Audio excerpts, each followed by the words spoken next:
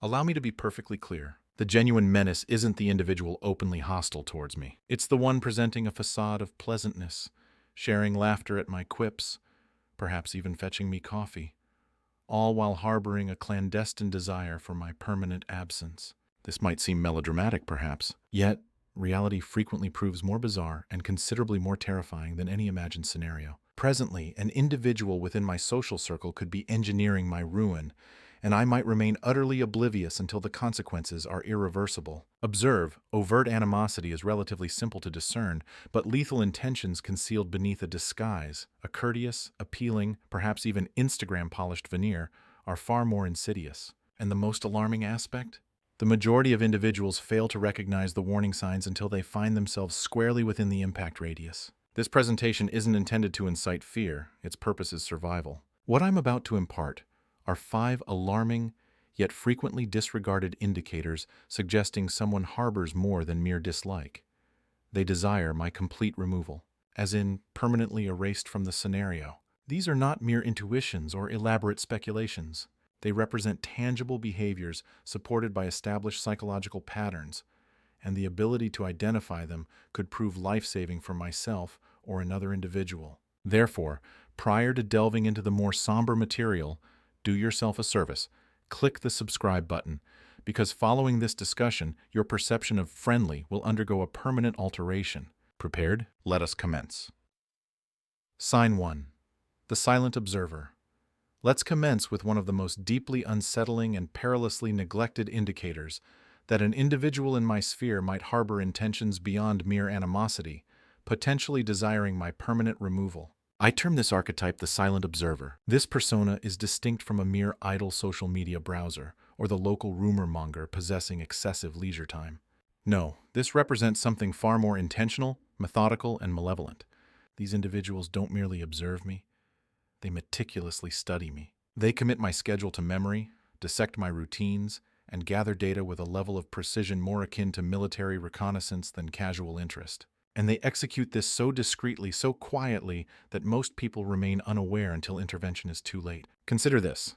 Someone knows my preferred coffee order despite no prior conversation on the topic. They materialize at my usual park, my fitness center, the supermarket, but consistently at the same times I'm present. It initially feels like happenstance, until it ceases to feel that way. What renders this particularly hazardous is its frequent oversight, as we are often conditioned to dismiss subtle recurring patterns as unfounded paranoia. Yet, predators capitalize on precisely that hesitation. They exploit my self-doubt. I once learned of a woman named Christine, a mid-management professional, who initially dismissed the peculiar timing of her ex-boyfriend's appearances at her regular locations. Their relationship had concluded months earlier. She surmised he was perhaps merely struggling with moving on. However, as time progressed, she noticed his presence wasn't just coincidental. He anticipated her locations before her arrival. She had switched gyms, adopted a new commute, even patronized different grocery outlets. Yet each time he reappeared, without confrontation, without threats, just silent, consistent observation. Her friends disregarded it as mere obsession, but what they failed to grasp, and what she ultimately recognized, was that it wasn't obsession. It constituted premeditation. This pattern of behavior isn't related to reconciliation or achieving closure. It pertains to control. It's about minimizing unpredictability prior to initiating action. Philosophers such as Epictetus frequently cautioned against assuming appearances are innocuous. He taught that the wise individual isn't solely observant of others, but vigilant regarding their own sense of peace and order. When something disrupts that equilibrium, particularly in the form of a person possessing excessive knowledge or appearing too frequently without justification, investigation is warranted, not excuses. We inhabit a hyper-connected era where surveillance doesn't necessitate a vehicle parked outside my residence. It merely requires access via social media, shared acquaintances, routines, and habits insufficiently guarded. And the most dangerous individuals aren't those engaging in public outbursts, but those offering polite smiles while meticulously documenting my every action. This isn't about succumbing to fear, it's about exercising discernment. The Stoics taught that wisdom commences with clear observation and culminates in decisive action. If someone repeatedly intersects my life lacking a clear rationale, especially when I've made no effort to invite their presence, that isn't mere coincidence. It constitutes a significant warning sign. I must pay heed to these patterns, question the apparent coincidences, and crucially, trust my instincts. My unease isn't overthinking, it's intuition. When my inner sense feels disturbed, I shouldn't second-guess it. I must honor it. Because sometimes the most frightening individuals aren't those issuing direct threats. They are the ones studying me in silence, awaiting the moment my attention lapses. Sign 2. The Saboteur Strategy. Here's a troubling reality. Studies within social psychology reveal that when an individual hears a falsehood about another person, even if subsequently disproven, their perception of that person remains negatively influenced. This illustrates the potent impact of suggestion. And that potency is precisely what renders the saboteur strategy so perilous. When someone desires more than simple retribution, when mere hurt isn't sufficient but isolation is the goal, they initiate warfare not just against me directly, but against my entire network of support. This transcends petty gossip. It constitutes a covert campaign of character assassination, executed with such finesse that by the time I grasp the situation, the harm is already inflicted. They operate like phantoms, murmuring insinuations into the appropriate ears at opportune moments. To my supervisor, they might subtly imply unreliability. To my friends, they suggest I've changed or become detrimental. Direct accusations are avoided, that would be too conspicuous. Instead, they sow seeds of suspicion, doubt, misunderstanding. And because each occurrence appears distinct, each situation seemingly unrelated, no one recognizes their connection to a larger scheme. Even I might begin to question my own stability. After all, why does everything appear to unravel simultaneously? That captures the essence of this strategy. Methodical fragmentation. These individuals don't act impulsively, they act purposefully. They engineer conflicts designed to portray me as unstable. They manipulate events behind the scenes to ensure my discrediting within both professional and personal spheres. They adopt the guise of victims or worse, concerned allies, while surreptitiously eroding the trust others place in me. Their objective extends beyond merely tarnishing my image. It aims to sever my connections to support systems, ensuring that when the ultimate blow lands, I am utterly alone. From a Stoic perspective, this tactic proves particularly insidious because it targets the very foundation Stoicism encourages cultivating: inner fortitude supported by rational clarity. Marcus Aurelius wrote, "The impediment to action advances action. What stands in the way becomes the way." However, when a saboteur is active, the obstacle isn't a challenge fostering growth. It's a toxic miasma obscuring my path. And without caution, I risk reacting instead of reflecting. I get drawn into the drama, attempting to assert innocence, justify actions, or clear my name, only to find that increased speech paradoxically increases suspicion. Hence, awareness serves as my primary defense. I shouldn't chase every rumor. Instead, I must ground myself in verifiable evidence, maintain integrity, but also protect myself strategically. Document everything meticulously. Emails, messages, timelines. Keep my truth sharp and my circle deliberately chosen. Most importantly, I must remember what both the Stoics and Scripture affirm. Character reveals itself over time, not during moments of turmoil. People might be temporarily swayed, but truth, like the spirit, possesses enduring resilience. So, when someone operates like an unseen force behind my conflicts, consistently present yet never directly implicated, it's time to cease granting them the benefit of the doubt. I'm not merely contending with a manipulator. I'm confronting a strategist bent on destruction. And the initial step towards prevailing in that struggle involves refusing to participate in their manipulative game. Sign 3. The False Friend Facade. This is where the situation becomes particularly ominous. The third, and perhaps most treacherous sign indicating someone harbors more than hatred and might be covertly planning my demise, is the false friend facade. It ranks among the most ancient tactics in human history, yet remains one of the most difficult to anticipate.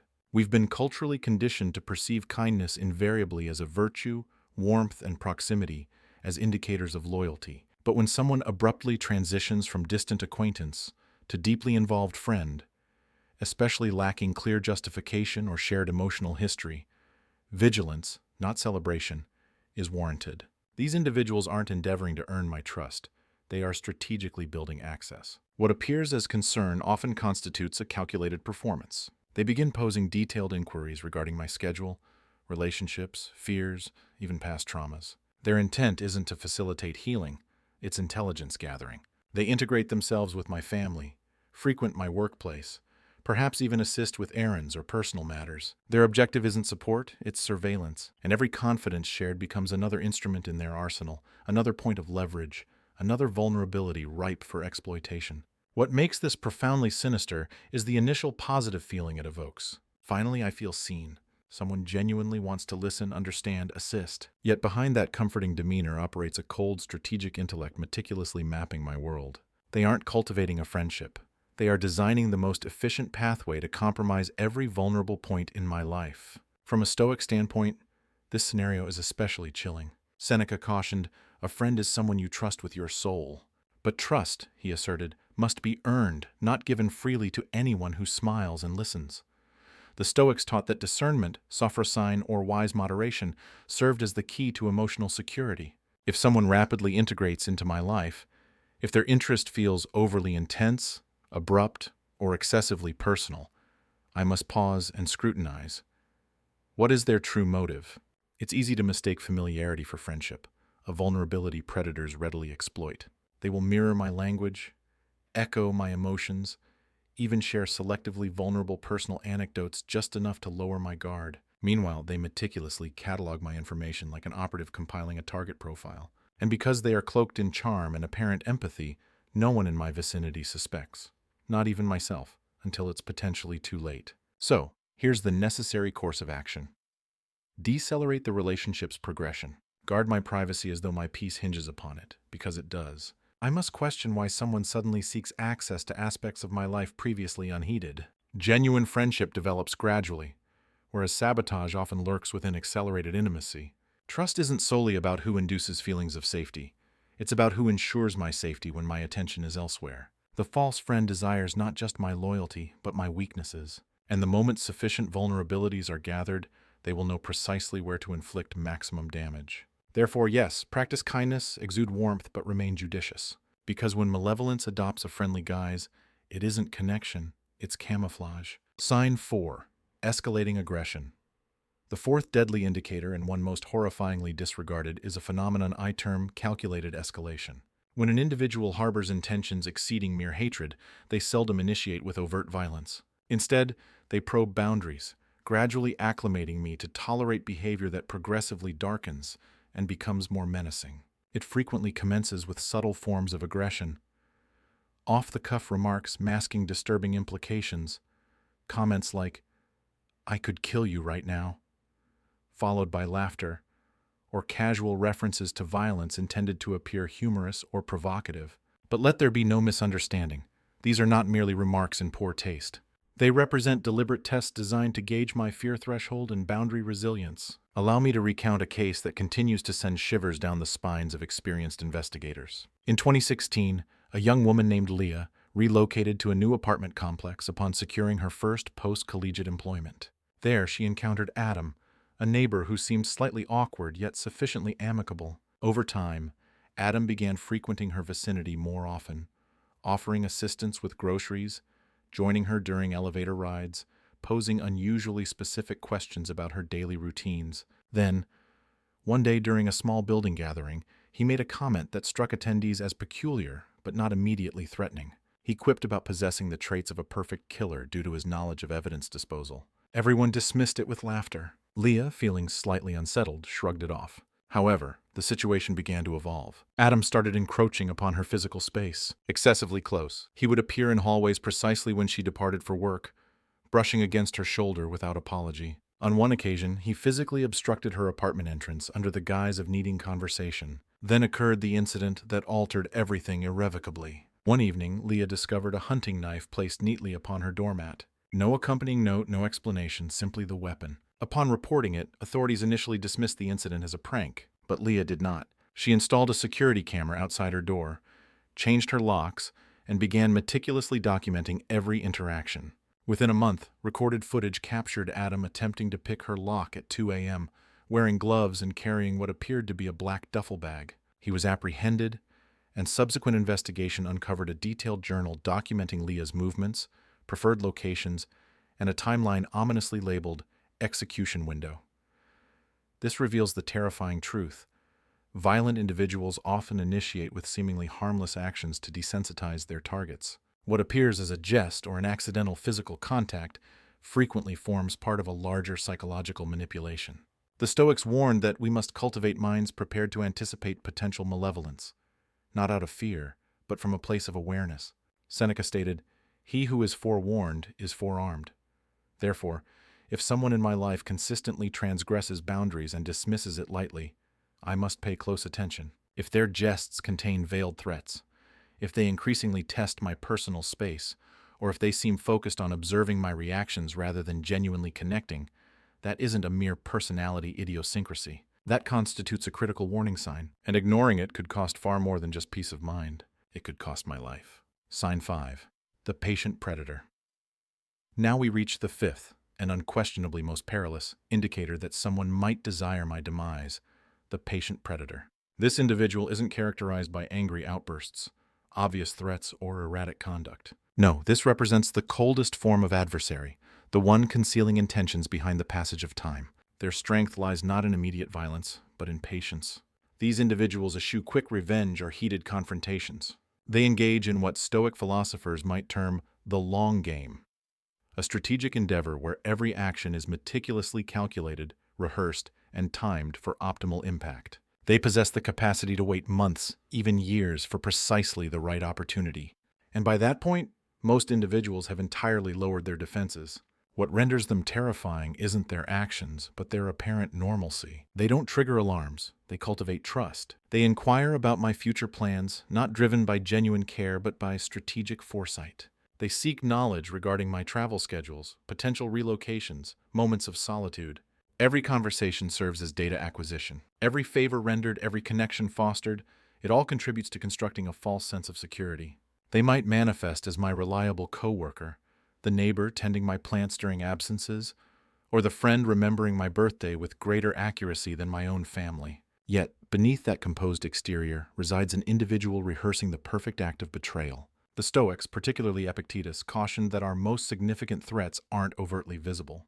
They lie in what we overlook while assuming the world operates according to fairness. First say to yourself what you would be, and then do what you have to do, he wrote. But when dealing with someone adept at wearing a flawless mask, perception is deliberately crafted to mislead. Their life becomes a performance. Their kindness serves as bait. The most frightening aspect? These individuals seldom err. They await my error. For the single instance my routine falters, my support network weakens, my defenses lapse, that is their moment to strike. And because I trusted them, I never anticipated the blow. So what measures can I take? Exercise caution in extending deep trust, especially towards those seemingly accelerating intimacy without clear justification. Guard my plans closely. Maintain the sanctity of my boundaries. Kindness remains possible, but I must not equate kindness with unrestricted access. The Stoic within me must remain vigilant even when circumstances appear benign, especially then. Now let's confront this with brutal honesty. If any of these 5 signs brought a specific person to mind, I must not dismiss it. I must not persuade myself that I am overreacting. Because encountering the silent observer, the saboteur, the false friend, the escalating aggressor, or the patient predator in my life signifies dealing with more than mere negativity.